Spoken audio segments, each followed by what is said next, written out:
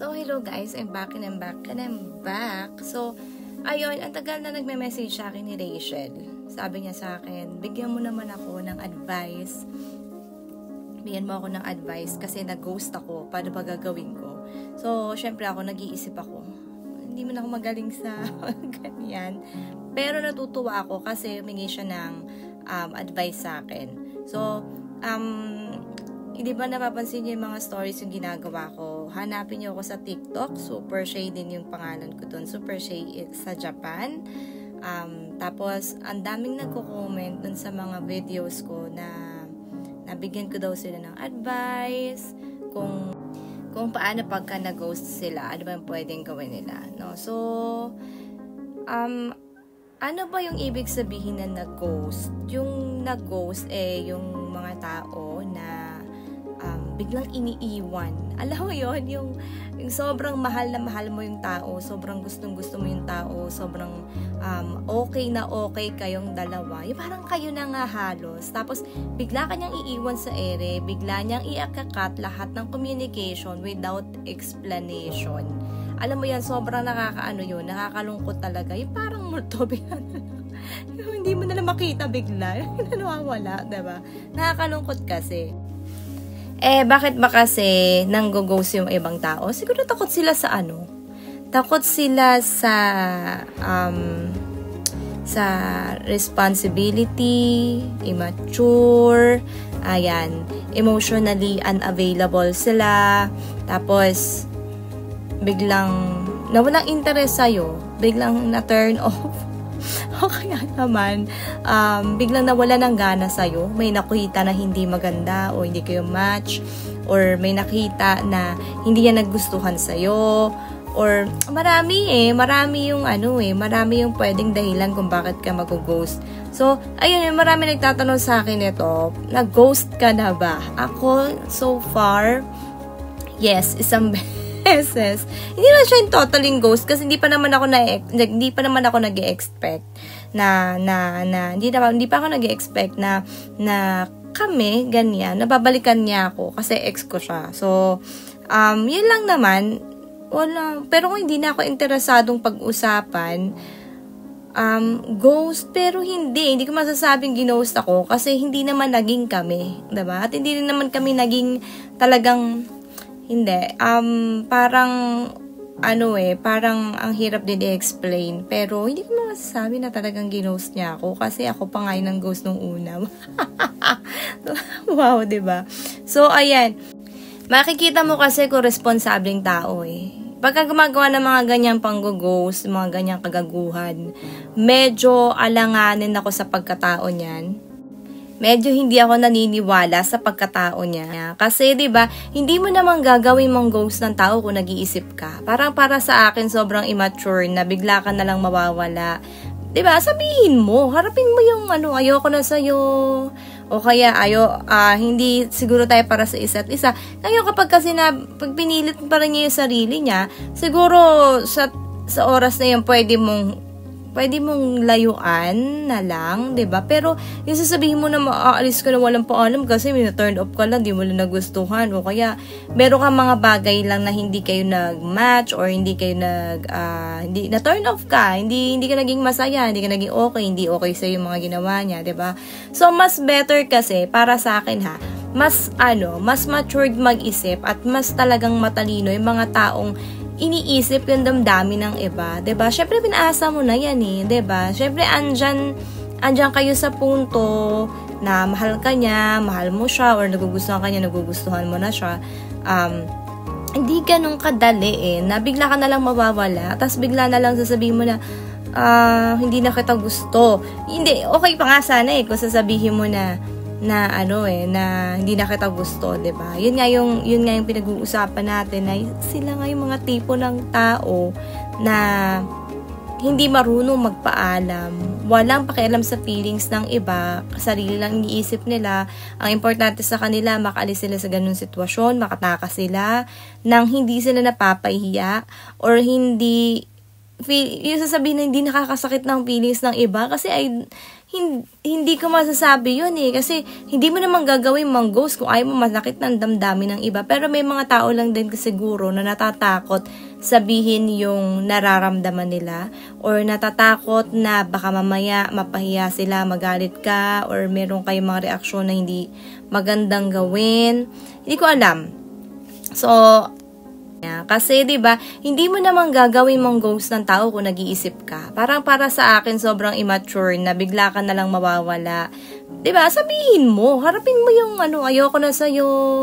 O kaya hindi siguro tayo para sa isa't isa. Ngayon kapag pag pinilit pa rin niya yung sarili niya, siguro sa oras na yun pwede mong layuan na lang, 'di ba? Pero yung sasabihin mo na maaalis ka na walang paalam kasi may na-turn off ka lang, di mo lang nagustuhan, o kaya meron kang mga bagay lang na hindi kayo nag-match, or hindi kayo hindi na-turn off ka, hindi ka naging masaya, hindi ka naging okay, hindi okay sa yung mga ginawa niya, 'di ba? So mas better kasi para sa akin mas matured mag-isip at mas talagang matalino yung mga taong iniisip yung damdamin ng iba, 'di ba? Syempre pinaasa mo na 'yan eh, 'di ba? Syempre andyan kayo sa punto na mahal ka niya, mahal mo siya, or nagugustuhan ka niya, nagugustuhan mo na siya. Hindi ganun kadali na bigla ka na lang mawawala, tapos bigla na lang sasabihin mo na hindi na kita gusto. Hindi, okay pa nga sana kung sasabihin mo na hindi na kita gusto, 'di ba? Yun nga yung pinag-uusapan natin, na sila nga yung mga tipo ng tao na hindi marunong magpaalam, walang pakialam sa feelings ng iba, sarili lang iniisip nila.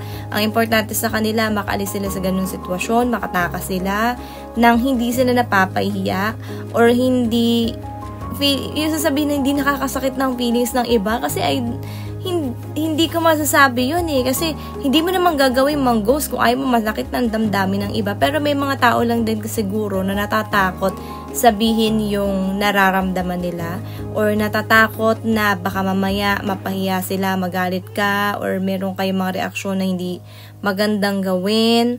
Hindi ko alam. So, ang tanong sa akin, paano ako makakapag-move on? Ano bang dapat kong gawin? Kasi ang sakit-sakit ng ginawa niya sa akin hanggang ngayon, hindi ko makalimutan. Para mas okay pa sana kung sinabihan na lang niya ako na hindi na niya ako gusto, kasi pinaasa niya ako at nag-iintay ako. Hindi ko alam kung gusto pa niya ako o hindi na. So, ano yung mga dapat mong gawin? Number 1, hindi ko alam. Hindi, ganito. Huwag mong habulin yung mga taong tumatakbo. Diba? Pag ayaw na niya, dapat mo ba kailangan, diba? Ako nakukornyan ako sa mga closure kasi na yan. Dati yun yung hinihingi ko yung parang kailangan ko ng closure. Kailangan, sabihin mo sa akin na talagang ayaw mo na sa akin para tanggapin ko. Pero guys, na-realize ko nung tumatanda ako na hindi na kailangan magpaalam eh. Pag hindi na nagparamdam sa'yo, yun na yun. Close na yun. Ano pa i-expect mo, diba? Kasi kung mahal ka niyan, kung piniingatan niya yung feelings mo, kakausapin ka niyan. Ba't kailangan pa ng mga closure na yan, diba? Automatic yan, guys. Kapag tumakbo na, pag wala na, pag iniwan ka na, automatic yan. Sasabihin ko na sa'yo na hindi mo na kailangan mag-isip pa, tumingi pa ng closure. Usap tayo, last na, para hindi kailangan nun. Once na iniwan ka, katapusan na yun. Okay? Hindi mo na kailangan na kahit anong explanation, ibig sabihin, hindi ka niya mahal. Number 2, huwag mo sisihin yung sarili mo. Diba? Hindi naman laging kasalanan mo. Minsan kasi sinisisi natin sa sarili natin yung nangyari Yung bang, ano ba yung nagawa kong kasalanan? Ano ba yung mali kong nagawa?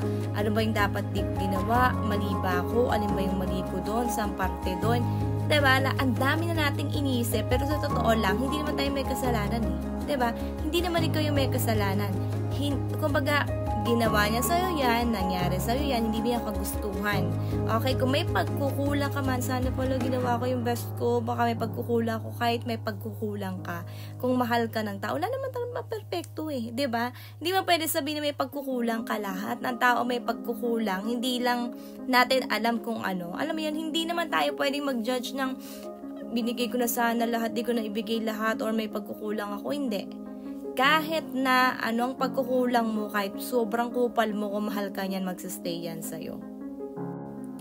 Okay, number 3, i-unfollow mo. I-mute mo lahat. Lahat ng pictures, burahin mo. Lahat ng memories, burahin mo. Lahat. Hindi mo kailangan yan, 'di ba? Ano yan? Hindi, para meron akong, alaala niya. Hindi ka makakalimot pagka ganyan. Forever kang masasaktan. Kasi ako, personally ako sa sarili ko, paano ako nakamove on? Nakamove on lang ako nang binitawang ko lahat. Alam mo yon, yung talagang ayoko na, yung parang ganyan. Kasi hanggat nakakapit ka dyan, yung mga memories nyo, yung mga lugar kung saan kayo nakikita palagi, hanggat tinitignan mo, hanggat nakikita mo yan, mga litrato nyo, hindi ka nakaka-move on. Paulit-ulit na sa isip mo na, sana ba, kung ganito, ganyan. So, wala kang kasalanan, kailangan mo mag-move on sa sarili mo at magagawa mo lang yun pagka hindi mo nakikita lahat. Stop mo na lahat. Paano gagawin kong proseso? Paano gagawin kong proseso? Isulat mo para mailabas mo yung sama ng loob mo. O kaya na mamanap ka na mapapagkatiwalaan kaibigan, isabihin mo sa kanya lahat. Huwag mo siyang kim-kimin, ilabas mo. Ako doon, kahit sobrang stupid pakinggan, kahit di ko kilala, kinukwento ko sa kanila. Kasi, yun pala yun. Mas mabilis makamove on kapag inilalabas mo, kinukwento mo paulit-ulit. Kasi, mapapagod ka din. Diba? Kaysa kikim-kimin mo siya forever, magmamakol ka dyan, forever, hindi ka talaga makakamove on eh. Kailangan ma-open mo. Hindi mo pinagkakatiwalaan yung pamilya mo na minsan, kung sino pa yung pamilya kasi yun pa yung mag-judge sa'yo, diba? So, tingin ka sa ibang tao. Hanap ka ng ibang friends, mga mapapagkatiwalaan mo, sabihin mo sa kanila yung problema mo. Ilabas mo yan kahit paulit-ulit sa mga friend. I'm so sorry kung paulit-ulit ako para lang mawala.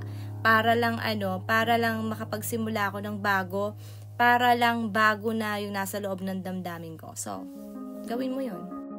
So, advice ko sa inyo, sa mga nag-go sa'yo, sister, sa tinanong mo, kung nag-ghost ka, hanapin mo yung sarili mo, patunayan mo sa sarili mo na hindi ka dapat ginaganon lang basta-basta, 'di ba? Hindi mo deserve na ibasura ka bigla, na balewalain ka, ibig sabihin kupal yan, hindi ka para dyan, 'di ba? Ang dami-daming tao sa paligid, ang daming iba dyan, 'di ba? Hindi mo kailangan na maghabol sa isang tao na ginost ka lang, ginago ka lang, 'di ba? Sinaktan ka lang. So, hindi mo kailangan 'yan. Kaya push na, hanap na ng iba. So, ayun lang. Comment mo naman dyan kung anong next natin na video. Kung nagustuhan mo yung video na to, don't forget to subscribe. Push mo yung notification bell. Tabi niyan yung, ano ba yung katabi nun? Yung like button. Push mo yung like, tapos yung notification bell para updated ka lagi sa lahat ng videos ko. Nakalimutan ko na yung masasabi ko. Ang tagal ko na hindi nag-video. So, thank you guys. Love you. Mwah.